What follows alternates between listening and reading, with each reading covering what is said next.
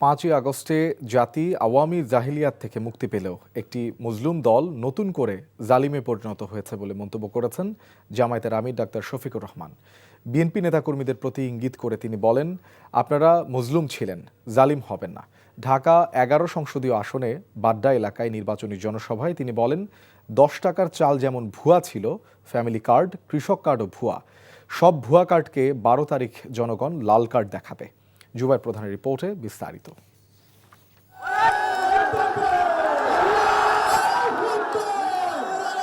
সারা দেশে নির্বাচনী প্রচারণা শেষে ঢাকা 11 সংসদীয় আসনের জনসভার মঞ্চে জামাত আমির ডাক্তার শফিকুর রহমান।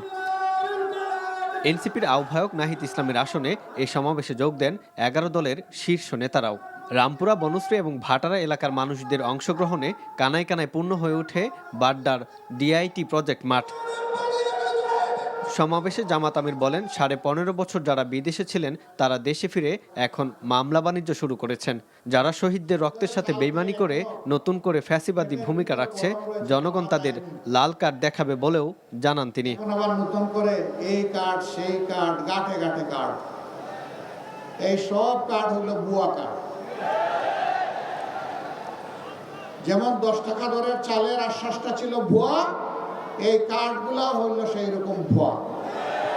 এইসব ভুয়া কার্ডকে আগামী 12 তারিখ জনগণ ইনশাল্লাহ লাল কার্ড দেখাবে।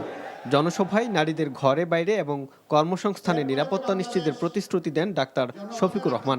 বলেন, ক্ষমতায় গেলে সব প্রতিশ্রুতি জান প্রাণ দিয়ে বাস্তবায়ন করবে তাদের জোট। আমাদের বার্তা স্পষ্ট, এনাফ ইজ এনাফ, যা হয়েছে যথেষ্ট হয়েছে। এই পথে আর কেউ হাঁটুক, কোনো ফ্যাসিবাদ হাঁটুক জাতি এটা দেখতে চায় না। আমরা মিথ্যা কোনো আশ্বাস জাতিকে দেব না, কিন্তু একটা কথা আল্লাহ তাআলাকে সাক্ষী রেখে বলবো, বাংলাদেশের মানুষের জীবন, সম্পদ এবং ইজ্জত, এই তিনটার হবো ইনশাআল্লাহ আমরা পাহারাদার। জনসভায় এনসিপির আহ্বায়ক নাহিদ ইসলাম নাগরিক সুবিধা বঞ্চিত ঢাকা 11কে উন্নত করার প্রতিশ্রুতি দেন। দেশকে বিপর্যস্ত করার পরিকল্পনা করছে একটি দল এমন অভিযোগ করে 11 দলের নেতারা বলেন, জনগণকে সেই পরিকল্পনা রুখে দিতে হবে। আমরা দেখতে পাচ্ছি বাংলাদেশে যে আরেকটি দল রয়েছে যারা বাংলাদেশকে বিপদগ্রস্ত করার পরিকল্পনা নিয়ে এগোচ্ছে। সেই প্ল্যান পরিকল্পনাকে আমাদেরকে পরাজিত করতে হবে আগামী 12ই ফেব্রুয়ারি। জুলাই বিপ্লবের প্রশ্নে কোন নমনীয়তার সুযোগ নাই। যারা হানা না হা করতেছেন, আপনারা 1,500 শহীদের রক্তের সঙ্গে গাদ্দারি করেছেন। 11 দলীয় ঐক্যজোট 12 তারিখে ভোট বিপ্লবের মাধ্যমে স্বপ্নের বাংলাদেশ গড়ে তুলবে এমন প্রত্যাশা রেখে গণভোটে হায়ের পক্ষে ভোট দেওয়ার আহ্বান জানান নেতারা। জুবাইর প্রধান, এনটিভি নিউজ, ঢাকা। ভোট ঘিরে আইনশৃঙ্খলা পরিস্থিতি নিয়ন্ত্রণে রাখতে আজ থেকে মাঠে নামছে সেনাসহ সব বাহিনীর সদস্যরা। এ বিষয়ে নির্বাচন কমিশনার আব্দুর রহমান এল মাসুদ জানান, সেনাবাহিনী আগে থেকেই মাঠে আছে, আজ থেকে আরও যুক্ত হবে। আনুষ্ঠানিকভাবে তারা ভোটের আগে পরে 7 দিন থাকবে। এছাড়াও আইনশৃঙ্খলা বাহিনী সংশ্লিষ্ট রিটার্নিং অফিসারের সাথে সমন্বয় করে কাজ করবে। ইসির কেন্দ্রীয় সমন্বয় সেলও পরিস্থিতি পর্যবেক্ষণ করবে। সুরক্ষা অ্যাপের মাধ্যমে সার্বক্ষণিক তথ্য পাবে ইসি। শঙ্কাহীন নির্বিঘ্ন ভোটের পরিবেশের জন্য যা যা দরকার সব ব্যবস্থা নেওয়ার কথা জানিয়েছেন নির্বাচন কমিশনার মাসুদ।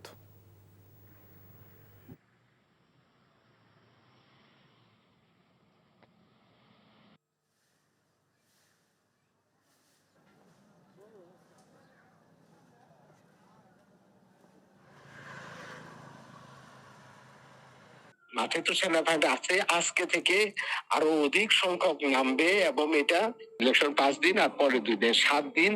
এখন সকল বাহিনীরা নির্বাচন কমিশন থেকে একটা পাবেন, তারা সম্মানীয় পাবেন। সকলেই, সব বাহিনী আজকে ইলেকশনের কাজে লেগে যাবে। দর্শক, গুম খুনের মামলায় সাবেক সেনা কর্মকর্তা জিয়াউল আহসানের বিরুদ্ধে আন্তর্জাতিক অপরাধ ট্রাইব্যুনালে সাক্ষ্য দিচ্ছেন সাবেক সেনাপ্রধান ইকবাল করিম ভূঁইয়া। এই মুহূর্তে ট্রাইব্যুনাল থেকে সরাসরি যুক্ত হচ্ছেন আমাদের স্পেশাল করেসপন্ডেন্ট হাসান জাবেদ। জাবেদ, ট্রাইব্যুনালে দেয়া সাক্ষ্য কি বলছেন ইকবাল করিম ভূঁইয়া, এবং এই মুহূর্তে আসলে ট্রাইব্যুনাল কোন পর্যায়ে রয়েছে?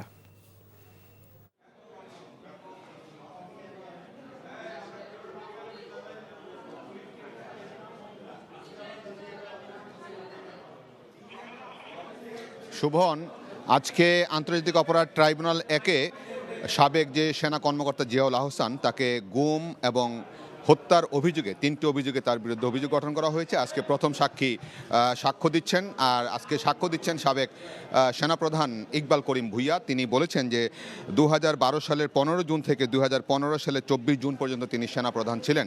তার সময়কালে তিনি র্যাবে কিভাবে বিচার বহির্ভূত হত্যাকাণ্ড এবং গুম হতো সেগুলির বর্ণনা দিয়েছেন, এবং তাকে যে সে সময়কার যে এডিজি ছিলেন জিয়াউল আহসান, তিনি যে তার আদেশ অমান্য করতেন এবং তাকে এক সময় সেনানিবাসে প্রবেশে নিষেধাজ্ঞা দেওয়া হয়েছিল। তারপর প্রধানমন্ত্রীর নির্দেশে সেই নিষেধাজ্ঞা প্রত্যাহার করতে হয়, এবং তিনি বলেছেন যে সেনাবাহিনী থেকে পেশাদার অফিসাররা যেত র্যাবে এবং তারা ফিরত পেশাদার খুনি হয়ে। এবং তিনি বলেছেন যে আর্মিকে 111-এর পর থেকে কিন্তু সেনাবাহিনীতে আসলে বিপরীত দলের নেতাকর্মীদের দমন করা এবং তারেক রহমানকে নিয়ে যে ডিজিএফআই যে অত্যাচার করেছিল সেটার বর্ণনা তিনি দিয়েছেন। এবং তিনি বলছেন যে তারেক আহমেদ সিদ্দিকী, যিনি প্রধানমন্ত্রীর সামরিক উপদেষ্টা ছিলেন, তার নেতৃত্বে কিন্তু তিনি এই সব কর্মকাণ্ড সংগঠিত করতেন। র্যাব, বিজিবি, আনসার, ডিজিএফআই সব কিছু তিনি নিয়ন্ত্রণ করতেন এবং অপরাধ জগৎ তৈরি করেছিলেন, এবং কোনোভাবে কিন্তু সেনাপ্রধান হিসেবেও তিনি সেটা রক্ষা করতে পারেননি। এবং শেষ পর্যন্ত তিনি প্রধানমন্ত্রীর সাথে দেখা করে র্যাব থেকে সেনা সদস্যদেরকে অর্থাৎ সেনা অফিসারদেরকে ফিরিয়ে আনার জন্য তিনি আবেদন করেছিলেন, সেই আবেদনটিও গ্রহণ করেননি এবং সেটা শেষ পর্যন্ত চালিয়ে যেতে হয়েছিল। এবং বলেছেন যে নৃশংস হত্যাকাণ্ড যেন না ঘটানো হয়, তিনি এই অফিসারদেরকে যখন র্যাবে পাঠানো হতো তাদেরকে ইন্টারভিউ নিতেন এবং সেখানে বলা হতো যে কারোর পরিবারের কাউকে হত্যা করা আইন সিদ্ধও নয় এবং এটা আল্লাহর কাছে জবাবদিহি করতে হবে। এবং একটা পরিবারে যখন একজনকে গুম করে হত্যা করা হয় এবং পরিবারের অভিশাপটা কিন্তু তোমাদের পরিবারে লাগবে, অর্থাৎ তিনি তাদেরকে বিভিন্নভাবে বোঝানোর চেষ্টা করতেন, কিন্তু না, সেটা হতো না। সেটা র্যাবে যাওয়ার পর তারা কিন্তু আসলে সেই হত্যাযজ্ঞ সংগঠিত করত এবং জিয়াউল আহসান সেখানে নেতৃত্ব দিতেন এবং তিনি ডেসপারেট ছিলেন, তিনি কারোর কথা শুনতেন না। কারণ তারেক আহমেদ সিদ্দিকীর নেতৃত্বে যেহেতু এগুলো হতো, সেক্ষেত্রে তিনি সেনাবাহিনীর সেনাপ্রধানের কথাও কিন্তু তিনি কর্ণপাত করতেন না। এইভাবে কিন্তু তিনি আজকে তার সাক্ষ্য দিচ্ছেন। এই মুহূর্তে সাক্ষ্য মুলতবি আছে, আবার দুপুরের খাবারের পর বিরতির পর আবার শুরু হবে এবং তিনি কিন্তু বিস্তারিত বর্ণনা দিয়েছেন যে সেনাবাহিনীতে কিভাবে কখন কাকে কিভাবে নেওয়া হতো এবং সেনাবাহিনী এই পর্যন্ত সাবেক প্রধানমন্ত্রী শেখ হাসিনা সেনাবাহিনীকে দুর্বল করতেন এবং করেছেন, এবং সেটার উদ্দেশ্য ছিল সেনাবাহিনী দুর্বল হলে তিনি নিরাপদ থাকবেন। দর্শক, আমরা জানছিলাম গুম খুনের মামলায় ট্রাইব্যুনালের কার্যক্রমের খবরাখবর। দুর্নীতির লাগাম টেনে না ধরা গেলে জনগণের ভাগ্যের পরিবর্তন দুরূহ বিষয়। তাই বিএনপি ক্ষমতায় গেলে দুর্নীতি রোধ ও আইন শৃঙ্খলা রক্ষায় সর্বোচ্চ গুরুত্ব দিবে বলে জানিয়েছেন দলটির চেয়ারম্যান তারেক রহমান। বিকেলে মিরপুর পল্লবী মাঠে নির্বাচনী প্রচারণায় অংশ নিয়ে তারেক রহমান বলেন, আইনগত ভিত্তির মাধ্যমে ঢাকা 16 ও 17 আসনের ভাসমান মানুষদের স্থায়ী বসবাসের ব্যবস্থা করে দেওয়া হবে। তিনি বলেন, জুলাই আন্দোলনে ত্যাগ স্বীকার করা আন্দোলনকারীদের ত্যাগ বৃথা যেতে পারে না। ভোটের অধিকার আদায়ের জন্য যে মানুষেরা ত্যাগ স্বীকার করেছে, আগামী 12 ডিসেম্বর দেশের মানুষ সেই অধিকার প্রয়োগ করবে বলেও জানান তিনি। এর আগে ইসিবি চত্বরে নির্বাচনী পথসভায় যোগ দিয়ে তারেক রহমান বলেন, 12 ফেব্রুয়ারি ধানের শীষ জয়ী হয়ে সরকার গঠন করলে নিরাপদ বাংলাদেশ গঠন করা হবে। এলাকার বেশ কিছু সমস্যা সমাধানের আশ্বাসও দেন বিএনপি চেয়ারম্যান। পাশাপাশি এলাকার সন্তান হিসেবে ঢাকা 17 আসনের জনগণের কাছে নিজের জন্য ভোট চান তারেক রহমান। গত 16 বছরে কিভাবে মেগা প্রজেক্ট হয়েছে, কিন্তু মানুষের ভাগ্যের মেগা পরিবর্তন হয়নি, বরং আমরা দেখেছি মেগা প্রজেক্টের নামে মেগা দুর্নীতি হয়েছে, কিন্তু মানুষের ভাগ্যের পরিবর্তন হয়নি। কিছু সংখ্যক মানুষের ভাগ্যের পরিবর্তন হয়েছে। প্রিয় ভাই বোনেরা, সময় এসেছে দেশ এবং দেশের মানুষের আমাদেরকে ভাগ্যের পরিবর্তন করতে হবে। সেই জন্য আসুন, আজকে ধানের শীষের পক্ষ থেকে, বিএনপির পক্ষ থেকে আমি আপনাদের সামনে হাজির হয়েছি। আজকে আমরা আপনাদের সামনে আমাদের পরিকল্পনাগুলো উপস্থাপন করেছি। ঢাকা মহানগরীতে জলাবদ্ধতা দূরকরণের জন্য যতগুলো খাল, যেখানে যেখানে প্রয়োজন খাল খনন প্রয়োজন, ইনশাল্লাহ যত দ্রুত সম্ভব সরকার গঠনের সাথে সাথে আমরা এই কাজে হাত দেব ইনশাল্লাহ। বিএনপি চেয়ারম্যান তারেক রহমানের নির্বাচনী জনসভার খবর জানতে যাচ্ছি মিরপুর 10 নম্বর গোল চত্বরে। সেখানে আছেন স্পেশাল করেসপন্ডেন্ট ইমরুল আহসান। ইমরুল, নির্বাচনী জনসভায় তারেক রহমান আর কি বললেন? পরবর্তী কর্মসূচি কোথায়?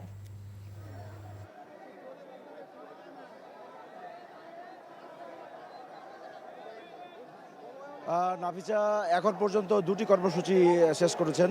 আজকে নির্ধারিত তার 7টি প্রোগ্রাম, অর্থাৎ প্রথমটি যে উনি তার নিজের নির্বাচনী এলাকা ঢাকা 17তে ইসিপি চত্বরে একটি পথসভা ছিল। এরপরে উনি পল্লবীতে ঢাকা 16 আসনের যে প্রার্থী ঢাকা মহানগর উত্তরে সভাপতি আমিনুল হকের সেই জনসভায় উনি যোগ দিয়েছিলেন। সেই এখন পর্যন্ত এই 2টি প্রোগ্রাম শেষ হয়েছে। কিছুক্ষণের মধ্যে উনি ঢাকা 10-এ ঢাকা 15-তে অর্থাৎ মিরপুর 10 নম্বরের আদর্শ স্কুল মাঠে জনসভায় যোগ দেবেন। হয়তো 5-6 মিনিটের মধ্যে উনি এখানে চলে আসবেন। এখানে জামাতের আমিরের বিপক্ষে নির্বাচন করছেন যুবদল নেতা শফিকুল ইসলাম খান মিল্টন, এখানে বক্তব্য রাখবেন। এর পরবর্তীতে ঢাকা 14 আসনে মিরপুর থানার অপোজিটে একটি প্রোগ্রাম করবে। তারপরে ঝামলিতে ঢাকা 13, ঢাকা 12 এবং ঢাকা 11তে তার সর্বশেষ তার প্রোগ্রাম শেষ হবে। আর যে বিষয়ে জানতে চেয়েছেন যে তারেক রহমান জনসভাতে কি বলছেন আজকে, মূলত যে তারা গত 2 দিন আগে যে নির্বাচনী ইশতেহার ঘোষণা করা হলো, মূলত সেই ইশতেহারকে সামনে রেখেই তিনি যে অঙ্গীকার ব্যক্ত করেছেন এই অঙ্গীকার বাস্তবায়ন করা হবে। এই অঙ্গীকার বাস্তবায়নের প্রতিশ্রুতি দিয়ে জনগণের কাছে উনি ভোট চাচ্ছেন। বলছেন যে বিএনপি সবসময় জনগণের জন্য কাজ করেছে এবং আগামী দিনেও তারা জনগণের জন্য কাজ করবেন। একটি বিষয় উনি উল্লেখ করেছেন যে বিএনপি চেয়ারপারসন বেগম খালেদা জিয়া, প্রয়াত চেয়ারপারসন, তাকে বিদেশ যাওয়ার জন্য বিভিন্ন সময় চাপ দিয়েছিল, কিন্তু শত চাপের মুখেও তিনি বিদেশ যাননি। অর্থাৎ খালেদা জিয়া সেই নীতি অনুসরণ করে উনি একই কথা বলেছেন, এই বাংলাদেশি তার এবং তার দলের শেষ ঠিকানা, তারা দেশ ছেড়ে কখনো যাবেন না, অর্থাৎ দেশ ও দেশের মানুষের পাশে তারা সবসময় থাকবেন। আর যে বিষয়টি উল্লেখযোগ্য যে উনি আইন শৃঙ্খলা রক্ষা, যে কোনো মূল্যে আইন শৃঙ্খলা রক্ষার জন্য, নিয়ন্ত্রণে রাখার জন্য এবং দুর্নীতির লাগাম টেনে ধরার এই বিষয়টির উপর জোর দিয়েছেন যে যত পরিকল্পনায় তুলে ধরা হোক না কেন, যে দলই সরকারে যাক না কেন, এই 2টি বিষয়ে যদি নিয়ন্ত্রণ করা না যায় সেক্ষেত্রে কোনো পরিকল্পনা আসলে বাস্তবায়ন করা যাবে না। জানছিলাম তারেক রহমানের জনসভার খবর। 5 অগস্টে জাতি আওয়ামী জাহিলিয়াত থেকে মুক্তি পেলেও একটি মজলুম দল নতুন করে জালিমে পরিণত হয়েছে বলে মন্তব্য করেছেন জামাত আমির ডক্টর শফিকুর রহমান।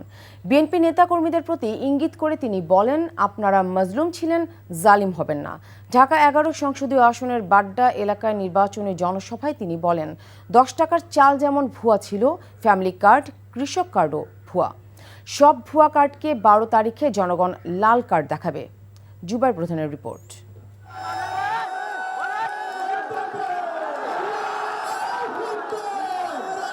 সারা দেশে নির্বাচনী প্রচারণা শেষে ঢাকা 11 সংসদীয় আসনের জনসভার মঞ্চে জামাত আমির ডাক্তার শফিকুর রহমান। এনসিপির আহ্বায়ক নাহিদ ইসলামের আসনে এই সমাবেশে যোগ দেন 11 দলের শীর্ষ নেতারাও। রামপুরা, বনশ্রী এবং ভাটারা এলাকার মানুষদের অংশগ্রহণে কানায় কানায় পূর্ণ হয়ে ওঠে বাড্ডার ডিআইটি প্রজেক্ট মাঠ। সমাবেশে জামাত আমির বলেন, 15.5 বছর যারা বিদেশে ছিলেন তারা দেশে ফিরে এখন মামলা বাণিজ্য শুরু করেছেন। যারা শহীদদের রক্তের সাথে বেইমানি করে নতুন করে ফ্যাসিবাদী ভূমিকা রাখছে, জনগণ তাদের লাল কার্ড দেখাবে বলেও জানান তিনি। নতুন করে এই কার্ড, সেই কার্ড, গাঁটে গাঁটে কার্ড, এই সব কার্ড হলো ভুয়া কার্ড। যেমন 10 টাকা দরের চালের আশ্বাসটা ছিল ভুয়া, এই কার্ডগুলো হইল সেই রকম ভুয়া। এইসব ভুয়া কার্ডকে আগামী 12 তারিখ জনগণ ইনশাল্লাহ লাল কার্ড দেখাবে। জনসভায় নারীদের ঘরে বাইরে এবং কর্মসংস্থানে নিরাপত্তা নিশ্চিতের প্রতিশ্রুতি দেন ডাক্তার শফিকুর রহমান। বলেন, ক্ষমতায় গেলে সব প্রতিশ্রুতি জান প্রাণ দিয়ে বাস্তবায়ন করবে তাদের জোট। আমাদের বার্তা স্পষ্ট, এনাফ ইজ এনাফ, যা হয়েছে যথেষ্ট হয়েছে। এই পথে আর কেউ হাঁটুক, কোনো ফ্যাসিবাদ হাঁটুক জাতি এটা দেখতে চায় না। আমরা মিথ্যা কোনো আশ্বাস জাতিকে দেব না, কিন্তু একটা কথা আল্লাহ তাআলাকে সাক্ষী রেখে বলবো, বাংলাদেশের মানুষের জীবন, সম্পদ এবং ইজ্জত, এই 3টার হবো ইনশাআল্লাহ আমরা পাহারাদার। জনসভায় এনসিপির আহ্বায়ক নাহিদ ইসলাম নাগরিক সুবিধা বঞ্চিত ঢাকা 11কে উন্নত করার প্রতিশ্রুতি দেন। দেশকে বিপর্যস্ত করার পরিকল্পনা করছে একটি দল এমন অভিযোগ করে 11 দলের নেতারা বলেন, জনগণকে সেই পরিকল্পনা রুখে দিতে হবে। আমরা দেখতে পাচ্ছি বাংলাদেশে যে আরেকটি দল রয়েছে যারা বাংলাদেশকে বিপদগ্রস্ত করার পরিকল্পনা নিয়ে এগোচ্ছে, সেই প্ল্যান পরিকল্পনাকে আমাদেরকে পরাজিত করতে হবে আগামী 12ই ফেব্রুয়ারি। জুলাই বিপ্লবের প্রশ্নে কোনো নমনীয়তার সুযোগ নাই। যারা হানা না হা করতেছেন, আপনারা ১,৫০০ শহীদের রক্তের সঙ্গে গাদ্দারি করেছেন। 11 দলীয় ঐক্যজোট 12 তারিখে ভোট বিপ্লবের মাধ্যমে স্বপ্নের বাংলাদেশ গড়ে তুলবে এমন প্রত্যাশা রেখে গণভোটে হায়ের পক্ষে ভোট দেওয়ার আহ্বান জানান নেতারা। জুবায়ের প্রধান, এনটিভি নিউজ, ঢাকা। জাতীয় সংসদ নির্বাচন উপলক্ষে দেশের বিভিন্ন জেলায় ব্যালট পেপার ও নির্বাচনী সরঞ্জাম পাঠানো হচ্ছে। কুমিল্লার 11টি সংসদীয় আসনের উপজেলাগুলোতে ব্যালট পেপার ও নির্বাচনী সরঞ্জাম পাঠানো হচ্ছে।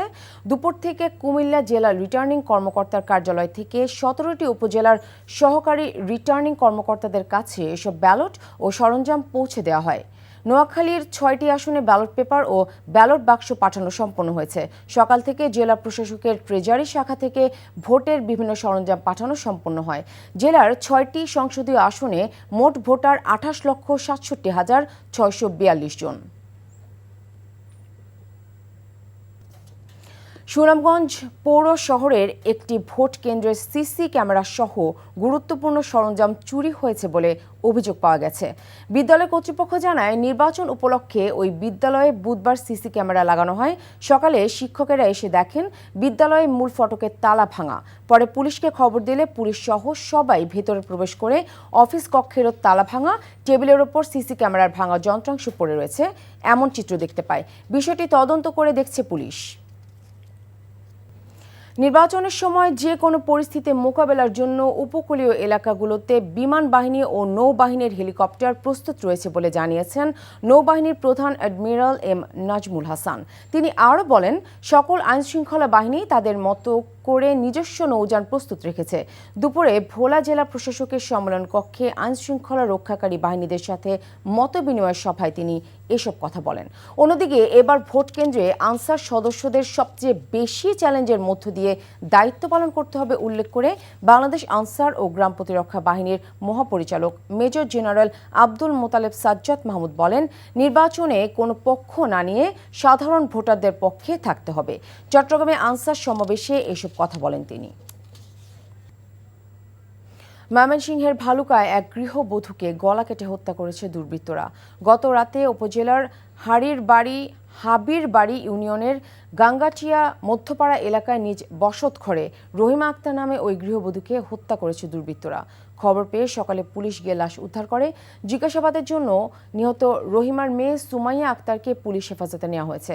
ঘটনার তদন্ত করছে পুলিশ।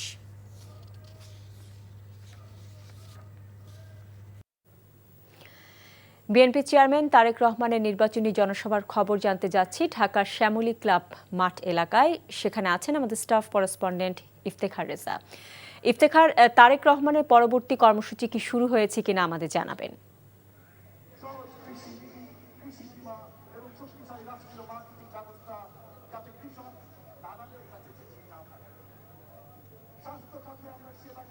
মহসিনা, এখানে মূলত ঢাকা 13 আসনের যে নির্বাচনী প্রচারণা, সেই প্রচারণায় অংশ নিয়েছেন বিএনপি চেয়ারম্যান তারেক রহমান। এর পূর্বে মিরপুরের ঢাকা 16 আসন এবং এর সাথে ঢাকা 14 সহ মিরপুরে বিভিন্ন আসনে তিনি জনসংযোগ করেছেন এবং পথসভা এবং কিছু কিছু ক্ষেত্রে পথসভাগুলো জনসভায় রূপ নিয়েছিল। মূলত সেই সভাগুলোতেই তিনি বক্তব্য রেখেছেন এবং আগামী ত্রয়োদশ জাতীয় সংসদ নির্বাচনে তিনি নির্বাচিত হলে, তার দল নির্বাচিত হলে তিনি কি ধরনের উন্নয়ন করবেন, কি এবং এলাকা ভেদে প্রত্যেকটি এলাকার যে বৈশিষ্ট্য এবং সেই এলাকাগুলোর যে সমস্যা এবং যে সম্ভাবনাগুলো রয়েছে, সেই সম্ভাবনাগুলো নিয়ে আলাদাভাবে তিনি কাজ করবেন প্রত্যেকটি আসনে, সেই অঙ্গীকার তিনি ব্যক্ত করেছেন। এবং এর পরবর্তী যে রাজনৈতিক কর্মসূচি আমরা যতটুকু জানতে পেরেছি, ঢাকা 12 আসনের তেজগাঁও পলিটেকনিক ইনস্টিটিউটে তিনি ঢাকা 12 আসনের যে শরিক দলের যে জোট প্রার্থী তার জন্য তিনি ভোট চাইবেন এবং এর পরবর্তীতে তিনি মূলত বাড্ডায় যে 5 আগস্টে জাতি আওয়ামী জাহেলিয়াত থেকে মুক্তি পেলেও একটি মজলুম দল নতুন করে জালিমে পরিণত হয়েছে বলে মন্তব্য করেছেন জামাত আমির ডাক্তার শফিকুর রহমান। বিএনপি নেতাকর্মীদের প্রতি ইঙ্গিত করে তিনি বলেন, আপনারা মজলুম ছিলেন, জালিম হবেন না। ঢাকা 11 সংসদীয় আসনের বাড্ডা এলাকায় নির্বাচনী জনসভায় তিনি বলেন, 10 টাকার চাল যেমন ভুয়া ছিল, ফ্যামিলি কার্ড, কৃষক কার্ডও ভুয়া। সব ভুয়া কার্ডকে 12 তারিখে জনগণ লাল কার্ড দেখাবে। জুবায়ের প্রধানের রিপোর্ট।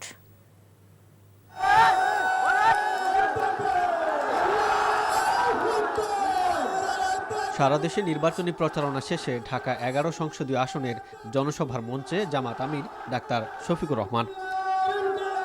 এনসিপির আহ্বায়ক নাহিদ ইসলামের আসনে এই সমাবেশে যোগ দেন 11 দলের শীর্ষ নেতারাও। রামপুরা, বনশ্রী এবং ভাটারা এলাকার মানুষদের অংশগ্রহণে কানায় কানায় পূর্ণ হয়ে ওঠে বাড্ডার ডিআইটি প্রজেক্ট মাঠ। সমাবেশে জামাত আমির বলেন, 15.5 বছর যারা বিদেশে ছিলেন তারা দেশে ফিরে এখন মামলা বাণিজ্য শুরু করেছেন। যারা শহীদদের রক্তের সাথে বেইমানি করে নতুন করে ফ্যাসিবাদী ভূমিকা রাখছে, জনগণ তাদের লাল কার্ড দেখাবে বলেও জানান তিনি। নতুন করে এই কার্ড সেই কার্ড, গাঁঠে গাঁঠে কার্ড, এই সব কার্ড হলো ভুয়া কার্ড। যেমন 10 টাকা দরের চালের আশ্বাসটা ছিল ভুয়া, এই কার্ডগুলো হলো সেই রকম ভুয়া। এইসব ভুয়া কার্ডকে আগামী 12 তারিখ জনগণ ইনশাল্লাহ লাল কার্ড দেখাবে। জনসভায় নারীদের ঘরে বাইরে এবং কর্মসংস্থানে নিরাপত্তা নিশ্চিতের প্রতিশ্রুতি দেন ডাক্তার শফিকুর রহমান। বলেন, ক্ষমতায় গেলে সব প্রতিশ্রুতি জান প্রাণ দিয়ে বাস্তবায়ন করবে তাদের জোট। আমাদের বার্তা স্পষ্ট, এনাফ ইজ এনাফ, যা হয়েছে যথেষ্ট হয়েছে। এই পথে আর কেউ হাঁটুক, কোনো ফ্যাসিবাদ হাঁটুক জাতি এটা দেখতে চায় না। আমরা মিথ্যা কোনো আশ্বাস জাতিকে দেব না, কিন্তু একটা কথা আল্লাহ তাআলাকে সাক্ষী রেখে বলবো, বাংলাদেশের মানুষের জীবন, সম্পদ এবং ইজ্জত, এই তিনটার হবো ইনশাআল্লাহ আমরা পাহারাদার। জনসভায় এনসিপির আহ্বায়ক নাহিদ ইসলাম নাগরিক সুবিধা বঞ্চিত ঢাকা 11কে উন্নত করার প্রতিশ্রুতি দেন। দেশকে বিপর্যস্ত করার পরিকল্পনা করছে একটি দল এমন অভিযোগ করে 11 দলের নেতারা বলেন, জনগণকে সেই পরিকল্পনা রুখে দিতে হবে। আমরা দেখতে পাচ্ছি বাংলাদেশে যে আরেকটি দল রয়েছে যারা বাংলাদেশকে বিপদগ্রস্ত করার পরিকল্পনা নিয়ে এগোচ্ছে, সেই প্ল্যান পরিকল্পনাকে আমাদেরকে পরাজিত করতে হবে আগামী 12 ফেব্রুয়ারি। জুলাই বিপ্লবের প্রশ্নে কোন নমনীয়তার সুযোগ নাই। যারা হানা না হা করতেছেন, আপনারা 1,500 শহীদের রক্তের সঙ্গে গাদ্দারি করেছেন। 11 দলীয় ঐক্যজোট 12 তারিখে ভোট বিপ্লবের মাধ্যমে স্বপ্নের বাংলাদেশ গড়ে তুলবে এমন প্রত্যাশা রেখে গণভোটে হায়ের পক্ষে ভোট দেওয়ার আহ্বান জানান নেতারা। জুবায়ের প্রধান, এনটিভি নিউজ, ঢাকা। জামাত আমির ডাক্তার শফিকুর রহমানের জনসভার খবর জানতে যাচ্ছি কাফরুল এলাকায়। সেখানে আছেন staff correspondent Nahid Prince. Nahid, এখানকার নির্বাচনী জনসভায় কখন আসবেন জামাত আমির?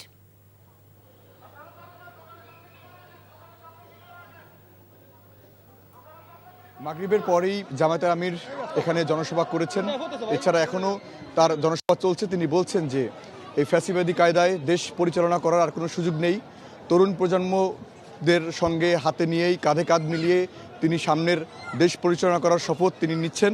প্রতিটি দোকানে দোকানে গিয়ে জামাতে আমির সাক্ষাৎ করছেন এবং আগামীর যে তার প্রতিশ্রুতি তার নাগরিকদের জন্য সেটি তিনি তুলে ধরছেন। তিনি বলছেন যে এই দেশ, এই গণতান্ত্রিক ধারার যে রাজনীতি সেটি ফিরিয়ে আনার জন্য জামাত ইসলামের যে লক্ষ্য উদ্দেশ্য সেটি বাস্তবায়ন করার জন্যই সবাই যেন 12 তারিখে ভোট দিয়ে তাদের জয়যুক্ত করে। এই আসনটি ঢাকা 15 আসন, মূলত জামাত ইসলামের আমিরের নিজের আসন। সেই আসনে তিনি আজকে এবং আগামীকালকে প্রচারণা করবেন। তো সেই প্রচারণা অংশ হিসাবে সেই ইব্রাহিমপুর কাফরুলের এলাকায় তিনি জনসংযোগ করছেন। সেখানে তিনি প্রতিশ্রুতি দিচ্ছেন যে আগামীর যে যদি তারা সরকার গঠন করেন সেখানে নারীদের যে সম্মান, এছাড়া তরুণ প্রজন্মের যে পথচলা এবং আগামীর যে এই যে ফ্যাসিবাদী কায়দায় যে শাসন আমল এত বছর ধরে চলছে সেটি বিলুপ্ত করে সেই গণতান্ত্রিক ধারার যে রাজনীতি সেটি ফিরিয়ে আনার জন্য যা যা করা দরকার সেটি এই জামাত ইসলাম তারা করবেন। এছাড়া তারা বলছেন যে সকল দলের মধ্য দিয়ে ঐক্যবদ্ধ সরকার তারা গঠন করতে চান, এটি তিনি বলছেন এখানে। তো এই ছিল আমার কাছে রাজধানী মিরপুর ইব্রাহিমপুর থেকে সবশেষ।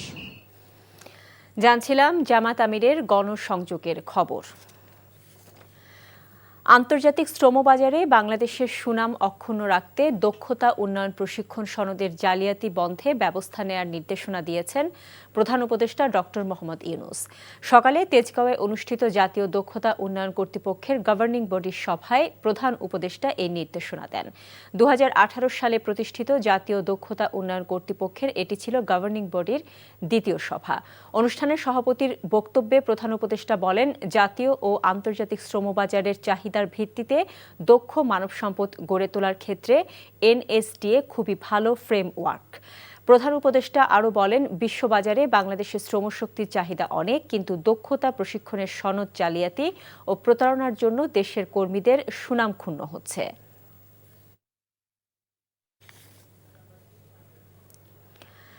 বাংলাদেশের মোট জনসংখ্যার 51%ই নারী উল্লেখ করে নারীর ক্ষমতায়ন ছাড়া দেশের টেকসই উন্নয়ন কখনই সম্ভব নয় বলে মন্তব্য করেছেন বিএনপি চেয়ারম্যানের সহধর্মিণী ডাক্তার জুবাইদা রহমান। বিকেলে রাজধানীর গুলশান সোসাইটি লেক পার্কে গুলশান বরানী বাড়িধারা সোসাইটির নারী প্রতিনিধিদের সাথে আলোচনায় তিনি একথা বলেন। দেশের উন্নয়ন নারীর ক্ষমতায়ন ছাড়া অসম্পূর্ণ। পিতামাতার ভরণ পোষণ আইনের কার্যকর বাস্তবায়ন করা হবে। হাজারো লক্ষ গার্মেন্টস কর্মী বোন যাদের রাতের অন্ধকারে চলাচলে নেই নিরাপত্তা, তারাও চায় সচেতন মাতৃত্বকালীন ছুটি। আমরা নিশ্চিত করতে চাই তাদের সবেতন 6 মাসের মাতৃত্বকালীন ছুটি।